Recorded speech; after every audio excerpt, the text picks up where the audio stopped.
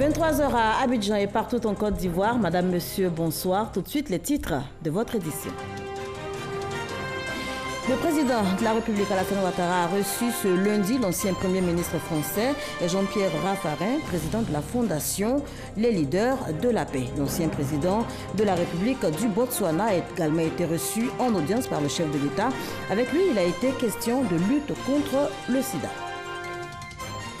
Malgré son faible taux de pénétration en Côte d'Ivoire, taux estimé à moins de 2%, le marché des assurances est en pleine mutation en ce moment et les acteurs du secteur entendent continuer de jouer leur rôle dans le développement économique de la Côte d'Ivoire. Nous en parlons également dans cette édition. Et puis le cyclone qui a balayé en fin de semaine le Mozambique et le Zimbabwe a fait d'énormes dégâts humains et matériels. Il a tout ravagé sur son chemin, route, ponts, hôpitaux, écoles et au moins un barrage. Voilà pour les titres. Bienvenue dans votre édition. On démarre tout de suite avec les audiences du chef de l'État. Je vous le disais en titre, le président de la République, Alassane Ouattara, a reçu ce lundi l'ancien Premier ministre français, Jean-Pierre Raffarin, également président de la Fondation Les Leaders de la Paix.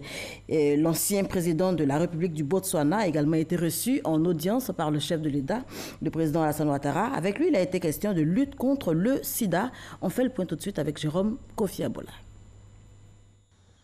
Ce lundi, au palais présidentiel de la République de Côte d'Ivoire, deux personnalités se succèdent pour rencontrer le président Alassane Ouattara. La première de ces personnalités à être reçue par le chef de l'État ivoirien s'appelle Jean-Pierre Raffarin, ancien Premier ministre français. Il s'est entretenu avec le président de la République, Alassane Ouattara, en tant que président de la Fondation Les Leaders pour la Paix. Nous avons été très honorés d'être reçus aujourd'hui par le président de la République de Côte d'Ivoire. Nous avons beaucoup parlé de la paix. Et d'abord, le président Ouattara nous a rappelé ce mot du président Houphouët-Boigny. La paix, ce n'est pas un mot, c'est un comportement. Et au fond, on a vu que dans la pensée du président ivoirien, comme dans notre réflexion à nous, leaders pour la paix, on voit que la paix, c'est un travail, que la paix, c'est une attitude, c'est une compréhension. On voit ce qui a été fait en Côte d'Ivoire pour l'esprit de paix. Il y a beaucoup d'initiatives à prendre pour la paix, et la Côte d'Ivoire est un sujet, une ambition, un projet qui porte en lui beaucoup de choses utiles à la paix. Donc nous sommes venus ici aussi écouter et aussi apprendre. Après l'ancien Premier ministre français, c'est l'ex-président du Botswana, Festus Mogae, qui a également échangé avec le président de la République de Côte d'Ivoire, Alassane Ouattara. Lui, en sa qualité de responsable d'une ONG œuvrant pour la lutte contre le sida. ONG dénommée Champion au pluriel, pour une génération sans sida. Les hôtes du chef de l'État, à travers ces échanges, entendent contribuer au bien-être et à l'épanouissement des populations ivoiriennes par des actions concrètes conformément à la vocation de leurs ONG respectives. Le Premier ministre Amadou Gon Coulibaly, lui, était ce week-end dans le nord de la Côte d'Ivoire, précisément à Korogo, où il a inauguré l'hôtel La Rose Blanche, un complexe hôtelier d'une capacité d'accueil de 74 chambres de luxe, véritable fierté de la région et qui, selon le Premier ministre, va contribuer à son développement touristique. Ami Sissoko. La Rose Blanche, un complexe hôtelier moderne avec des équipements à la pointe de la technologie ouvert à Korogo. Le Premier ministre Amadou Gon Coulibaly a procédé à son inauguration. À ses côtés, des membres du gouvernement. La Rose Blanche de Korogo comporte 74 chambres de luxe, 7 salles de séminaire et un restaurant de 50 places entre autres. Ce joyau architectural vient pallier l'absence d'hôtels de haut standing dans la région du Poro. Pour le ministre du Tourisme et des Loisirs, Siandou Fofana, la réalisation de ce réceptif hôtelier s'inscrit dans la stratégie du développement du tourisme adoptée par le gouvernement. Elle vise à placer la Côte d'Ivoire comme la 5e puissance touristique en Afrique à l'horizon 2025. Pour l'instant, nous sommes qu'à la 12e place. Il y a 2 ans, nous étions à la 14e place. Nous avons gagné 2 rangs. Mais nous n'en demeurons pas moins la 3e destination du tourisme d'affaires après le Nigeria et le Maroc. Je voudrais rendre un hommage très appuyé au ministre Koné Kafana, cher aîné, cadre de la région et promoteur de ce bel édifice. Vous avez compris très tôt que l'industrie touristique, notamment le secteur de l'hôtellerie, peut être une source de richesse pour notre pays, de création d'emplois et de lutte contre la pauvreté. Dans la même veine, le chef du gouvernement souligne que le tourisme constitue l'un des piliers importants de la politique du président Alassane Ouattara. C'est pourquoi il félicite Gilbert Kafano-Koné et invite les autres cadres de Korogo et à travers eux, les cadres de Côte d'Ivoire à contribuer au développement touristique de leur pays. La région de Korogo, à l'instar de plusieurs autres régions de notre pays, regorge donc de potentialités touristiques. Et on ne peut pas parler de développement touristique sans parler de développement hôtelier. Et je suis heureux qu'au-delà de ces événements qui constituent des engagements et des actions fortes pour la Côte d'Ivoire, il fasse également des actions fortes ici pour donc, la région du Poro, pour sa région, pour Korogo. Et je voudrais lancer un appel à tous les cadres de cette région pour que Kafana soit pour nous tous un exemple. Investir en Côte d'Ivoire est un appel que l'on lance à tous. Investir à Korogo, pour ceux qui le peuvent et qui sont de la région, est un appel que je voudrais également lancer à tous. Oui, investir, c'est créer des emplois. Investir, c'est créer des emplois qui permettent de réduire donc, la pauvreté dans notre pays. C'est faire en sorte que des revenus puissent être procurés pour des jeunes dans notre pays. Et oui, et je voudrais que cet exemple au niveau de Kafana puisse être un exemple suivi donc, par tout le monde. La Rose Blanche permettra aux agents de voyage de proposer des circuits dans le Poro en vue des découvertes des potentialités touristiques qui le regorgent. Archibat, le salon de l'architecture et du bâtiment va se tenir ici même à Abidjan du 1er au 5 octobre prochain. Thème retenu pour cette 7e édition, l'habitat pour tous. La question du droit du logement décent pour tous sera donc au centre de cette plateforme qui attend 100 personnes, 100 exposants au moins. Serge Colère. 12 ans après sa création, Archibat, le salon de l'architecture et du bâtiment, s'affirme de plus en plus comme un rendez-vous de premier choix. Pour cette 7e édition, acteurs et opérateurs du secteur de la construction et de l'urbanisme se mobilisent déjà pour le succès de l'événement. Le commissaire général Ismaël Boga Nguessan annonce une plateforme d'échange et des activités centrées autour du thème « Habitat pour tous ». 90% de nos exposants sont satisfaits. Ces niveaux élevés de satisfaction sont aussi observés chez les visiteurs qui sont satisfaits à 95%. Pour cette 7e édition, nous nous engageons à aller encore plus loin. Pour le président du Conseil national de l'Ordre des architectes de Côte d'Ivoire, Abdoulaye Dieng, co-organisateur, Archibat constitue une opportunité pour lancer des produits et découvrir les dernières innovations. C'est surtout le lieu de démontrer le rôle de l'architecte dans l'acquisition d'un habitat décent pour tous. Tout le monde a droit à un bâtiment, à un habitat décent. Et pour ce faire, le message que nous lançons, c'est que l'architecte est votre allié le plus sûr.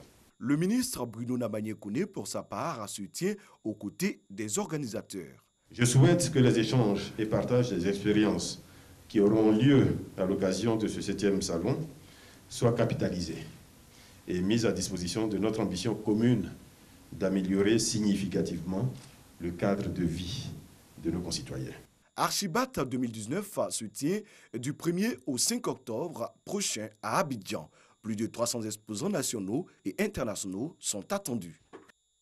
Voilà, une centaine d'exposants attendus donc à ce 7e salon de l'architecture et du bâtiment. On en parlait avec Serge Koléa. Malgré son faible taux de pénétration en Côte d'Ivoire, taux estimé à moins de 2%, le marché des assurances est en pleine mutation en ce moment. En 2018, notez que le marché a réalisé un chiffre d'affaires de 360 milliards de francs CFA. Les acteurs du secteur entendent continuer de jouer le rôle dans le développement économique de la Côte d'Ivoire. Cheikh Koné. Malgré un faible taux de pénétration avoisinant à peine les 2%, le marché des assurances reste dynamique, avec 34 sociétés d'assurance 11 réassureurs et plus de 400 courtiers et sociétés de courtage. Un secteur en pleine mutation, dont la contribution au développement économique de la Côte d'Ivoire est indéniable. Le chiffre d'affaires engrangé par le secteur a atteint 360 milliards de francs CFA à fin 2018, avec un taux moyen annuel de progression de 7%. Il convient de noter que notre marché demeure le premier marché de la conférence interafricaine des assurances avec 27% des parts à fin 2017. Cependant, l'offre d'assurance peine à toucher 95% de la population ivoirienne et manque de confiance entre population et assureurs à l'origine de ce faible taux. Le ministre de l'économie et des finances a invité ses hôtes du jour à mettre un point d'honneur sur le respect de leurs engagements vis-à-vis des assurés et des bénéficiaires des contrats d'assurance. Une invite bien accueillie par les assureurs qui, à leur tour, ont évoqué quelques problématiques liées à leur corporation. Le problème de IRC sur les intérêts techniques au niveau de la Direction générale des impôts. Dernier problème, il est assez récent, il est relatif à la création de la caisse de dépôt et consignation. Le texte qui est sorti est nommant les organes qui devront siéger au conseil de la caisse. Il se trouve que l'Alsacie n'a pas été citée, alors que c'est nous qui avons beaucoup d'argent.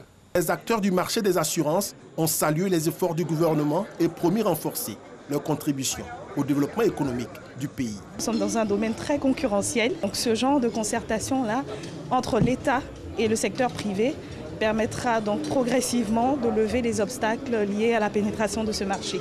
Je pense que le ministre a bien compris parce que les assureurs sont des investisseurs institutionnels. Donc les collectes de fonds qu'ils font par les primes d'assurance doivent pouvoir leur permettre d'aider les investissements que font l'État de Côte d'Ivoire. Le marché des assurances en Côte d'Ivoire, c'est plus de 3000 salariés et une contribution aux impôts et taxes évaluée à plus de 6 milliards de francs CFA au 31 décembre 2017. Et on poursuit en images avec le chef de la diplomatie gambienne qui est en Côte d'Ivoire en ce moment. Mamadou Tangara est porteur d'un message du président Adama Barrow à son homologue ivoirien, le président Alassane Ouattara. Message qui s'inscrit dans le cadre du renforcement des relations entre la Côte d'Ivoire et la Gambie. Le diplomate gambien a été reçu par le ministre des Affaires étrangères, Marcel Amontano. Je vous propose d'écouter un extrait de son intervention.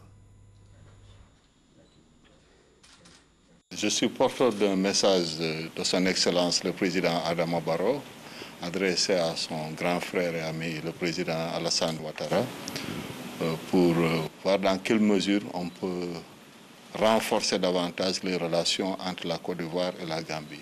Il le remercie aussi pour le soutien et l'apport considérable qu'il a apporté à la Gambie pendant les moments sombres de notre histoire. Le ministre m'a signifié la nécessité de travailler pour traduire cette excellente relation qui existe entre nos deux chefs d'État. Donc c'est de notre responsabilité de travailler pour le renforcement de la coopération entre la Côte d'Ivoire et la Gambie. Et la Côte d'Ivoire peut nous apporter beaucoup dans le domaine du renforcement des capacités et dans le domaine du commerce. Il y a plusieurs domaines qu'on peut explorer, mais ça sera défini dans l'accord cadre de coopération. Et peut-être dans l'avenir, très bientôt, on peut même travailler sur la tenue d'une commission mixte entre la Gambie et la Côte d'Ivoire.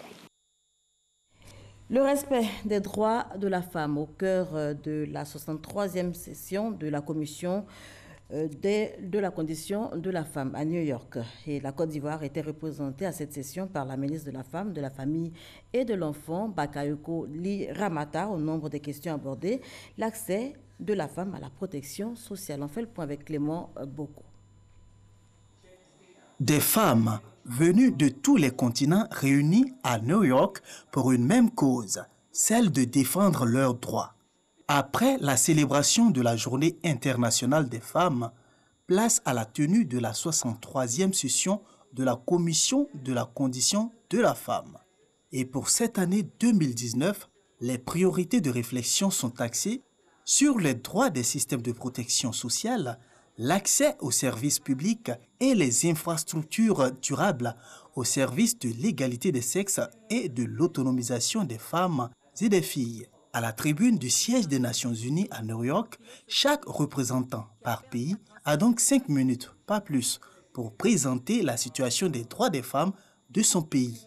Il s'agit entre autres de l'adoption en 2013 d'une loi relative au mariage qui consacre le principe de la gestion conjointe du ménage par les époux et l'abandon de la notion de chef de famille, de la création d'un observatoire national de l'équité du genre en 2014, de la mise en place en 2014 d'une stratégie nationale de lutte contre les violences basées sur le genre, de l'adoption en 2015 d'une loi sur le travail des personnes en situation de handicap, ce qui a permis le recrutement de 1094 personnes en situation de handicap à la fonction publique, dont 33% de femmes. Depuis novembre 2016, l'État de Côte d'Ivoire s'est doté d'une nouvelle constitution qui assure la protection des femmes contre toutes les formes de violence, renforce leurs droits politiques et assure la promotion de la parité dans l'accès aux responsabilités dans les administrations publiques et privées. La Côte d'Ivoire a ratifié de nombreuses conventions relatives à la promotion de la femme en passant par l'éducation, la lutte contre l'excision et le mariage forcé. Au niveau de la protection sociale, la généralisation en juillet 2019 de la couverture maladie universelle va permettre aux plus défavorisés de se soigner à moindre coût dans les structures sanitaires. À cela, il convient d'adjoindre la mise en œuvre du projet philo-socio-productif qui a permis à 35 000 ménages pauvres, c'est-à-dire ceux dont le revenu journalier est inférieur à $1, de bénéficier d'une allocation annuelle de $250. Pour ce qui est de l'accès aux services sociaux de base, plusieurs actions ont été conduites pour améliorer le quotidien des populations. En matière d'électricité, 4 500 localités ont été électrifiées en 2017, contre 2 800 en 2011, soit une croissance de 57%. La Commission de la condition de la femme est le principal organe intergouvernemental mondial, exclusivement dédié à la promotion de l'égalité des sexes et à l'autonomisation des femmes. L'ONU Femmes en assure le secrétariat. Et justement, l'autonomisation de la femme est une priorité dans la région de la Bagoué. Les femmes de la ville de Gbon, dans la dite région, dans le nord de la Côte d'Ivoire, veulent en tout cas s'investir dans l'entrepreneuriat. Et pour ce faire, elles mettent un point d'honneur sur la formation. Et justement, un institut de formation et d'éducation féminine vient d'ouvrir ses portes dans la région. Cela pour le grand bonheur de ces femmes. Franck Wadio. Permettre aux femmes et aux filles de Gbon, dans la région de la Bagoué au nord du pays, de se prendre en charge et assurer leur autonomisation à travers divers métiers. C'est le sens de l'inauguration et de l'équipement de l'IFEF local, Institut de formation et d'éducation féminine, coût du projet. Plus de 52 millions de francs CFA financés par le ministère de la Solidarité, de la Cohésion sociale et de la lutte contre la pauvreté. Les femmes et les filles de Gbon pourront apprendre la couture, apprendre la pâtisserie, apprendre la broderie et au bout de 3 ans de formation, pouvoir s'installer. Elles auront également la chance de bénéficier de cours d'alphabétisation pour celles qui ne savent pas lire et écrire, mais également renforcer leur apprentissage en français, en mathématiques. La ministre Kandia Kamara, cadre de Gbon, qui a appelé ce projet de tous ses voeux, a exprimé toute sa reconnaissance. Je me suis fait le porte-parole de mes sœurs, de mes mamans, de mes filles de Gbon. Auprès de ma sœur, Madame le ministre Marietou Koné, pour lui demander de bien vouloir mettre à la disposition de ses sœurs de Gbon un institut qui va permettre leur autonomisation. Aussitôt dit, aussitôt fait. Au nom de toute la population de Gbon, je voudrais infiniment dire merci au professeur Koné Marietou. L'INS, l'Institut national de la statistique, révèle que 3 femmes sur 4 en milieu rural vivent sous le seuil de pauvreté. Une préoccupation pour le gouvernement ivoirien selon la ministre Marietou Koné, d'où la nécessité pour elle de multiplier des actions en faveur de leur autonomisation. Le nouveau commandant de la garde républicaine a officiellement pris fonction. Il a reçu le drapeau de l'unité dont il aura désormais la garde. Dombélé Bassaro a appelé ses hommes à la discipline et au professionnalisme. Abou Sanogo. Après 2 années passées à la tête de la garde républicaine, le colonel Ouattara Isiaka remet le drapeau de l'unité dont il avait la garde le temps de son commandement au général de division, chef d'état-major général des armées, Lassina Doumbia, qui à son tour le confie au nouveau commandant de la garde républicaine, le lieutenant-colonel Dambélé Bassaro, qui en recevant donc ce drapeau devient le 13e chef de corps de cette grande unité. Après avoir pris le commandement effectif des troupes et présenté son premier salut de commandant de la garde républicaine au chef d'état-major général des armées, cet officier a invité ses hommes à la loyauté et à la fidélité. Ce commandement, je le veux participatif.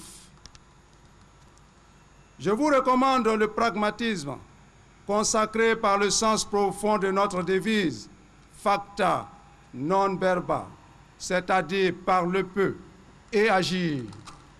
Soyez disciplinés, professionnels et courtois. Avant sa prise de commandement, le lieutenant-colonel Dambélé Bassaro était le commandant second de la garde républicaine. Quant au commandant sortant, le colonel Ouattara Isiaka, il prendra désormais le commandement des unités rattachées à l'état-major général des armées. Au ministère d'État, ministère de la Défense, le lieutenant-colonel Enza Fofana a pris officiellement le commandement du groupement ministériel des moyens généraux. Il a reçu le drapeau de cette unité des mains du chef d'état-major général des armées, le général de division Lassina Doumbia.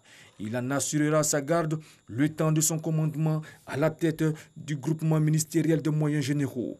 Dans son ordre de corps numéro 1, le lieutenant-colonel Enza Fofana a exhorté ses collaborateurs au travail et à la discipline. Votre manière de servir doit être un exemple au regard de vos comportements, aussi bien à l'intérieur des casernes qu'à l'extérieur.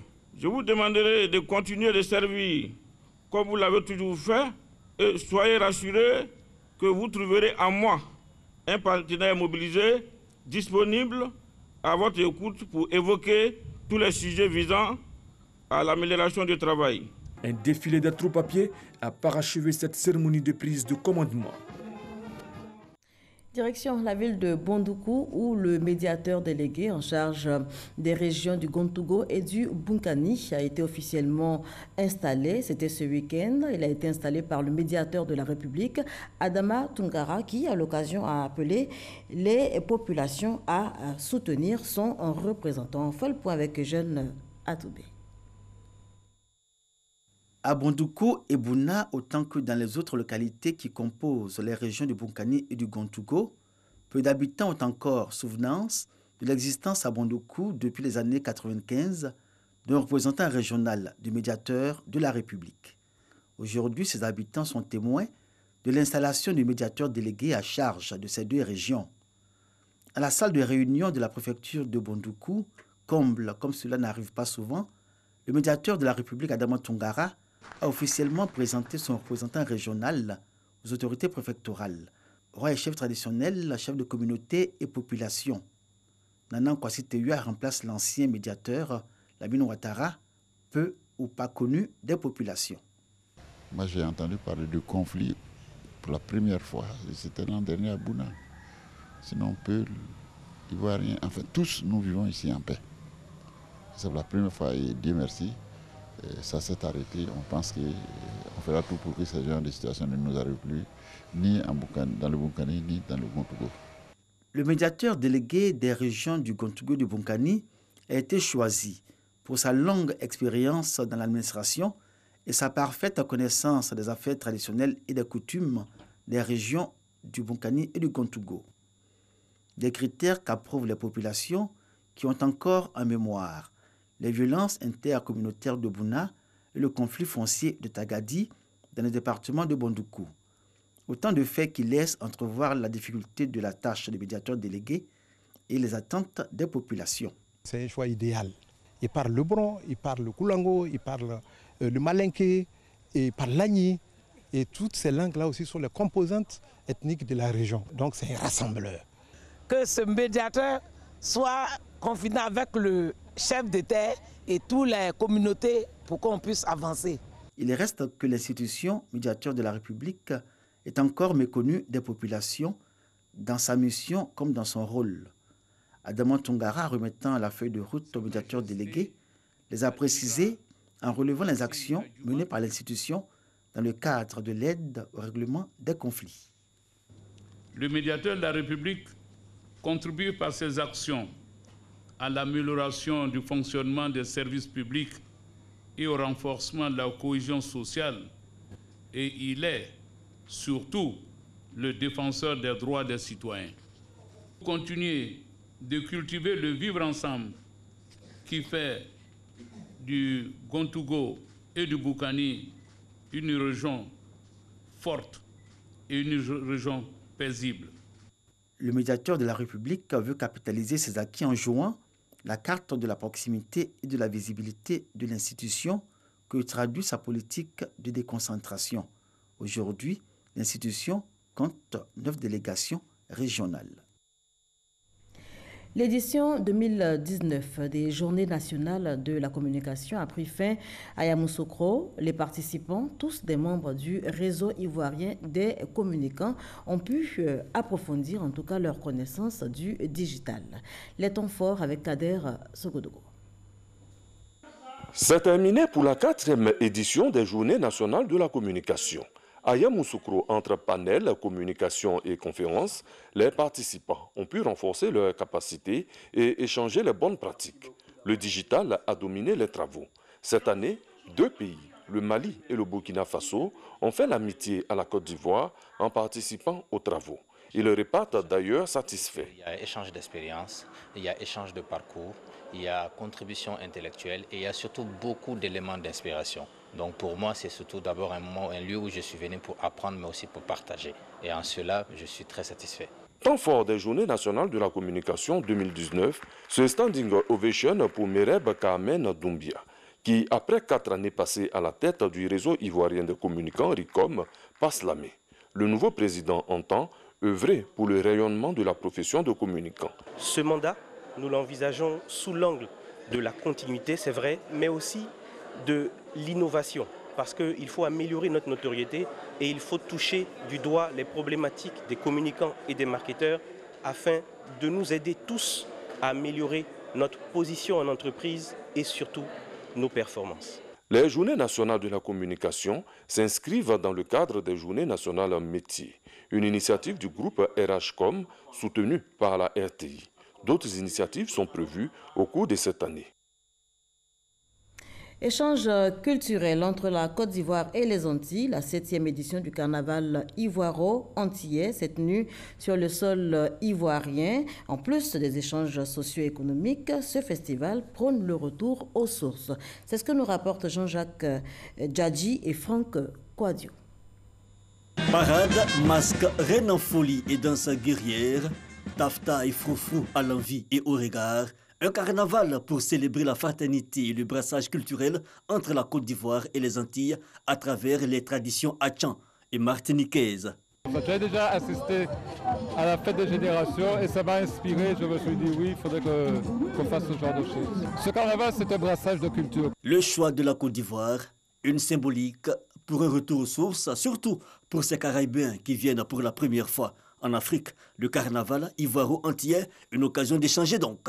Nous avons aujourd'hui le privilège et la chance de recevoir nos frères d'Antilles, Martinique, Guadeloupe, qui sont venus échanger la culture avec nous, qui sont venus faire un retour aux sources. Et je crois qu'eux-mêmes ont constaté l'accueil des Ivoiriens et le retour aux terres qui est formidable. Toute la délégation des Antillais vit un rêve éveillé. C'est-à-dire que tout Antillais rêve un jour de venir remettre les pieds sur la terre-mère qu'est l'Afrique. Symboliquement, nous avons choisi la Côte d'Ivoire. C'est quelque chose de très fort, de très puissant pour nous. Nous avons reçu un accueil très chaleureux, très fraternel, qui nous renforce dans l'idée que le lien entre l'Afrique et ses territoires et ses peuples, ces populations qui sont disséminées à travers le monde dans différents continents, ce lien doit se renforcer. Le carnaval ivoiro-antillais est à sa 7e édition. Il est célébré chaque année. On poursuit en images. Le cyclone qui a balayé en fin de semaine le Mozambique et le Zimbabwe a fait d'énormes dégâts humains et matériels. Il a tout ravagé sur son chemin, routes, ponts, hôpitaux, écoles et au moins un barrage. La ville portuaire de Beira, deuxième métropole du Mozambique, a été détruite à 90%. Le bilan pourrait dépasser le millier de morts selon le président mozambicain. On poursuit avec ce bref tour de l'actualité internationale. Ce sera avec Soro Wojontelehe et Herman Naguive.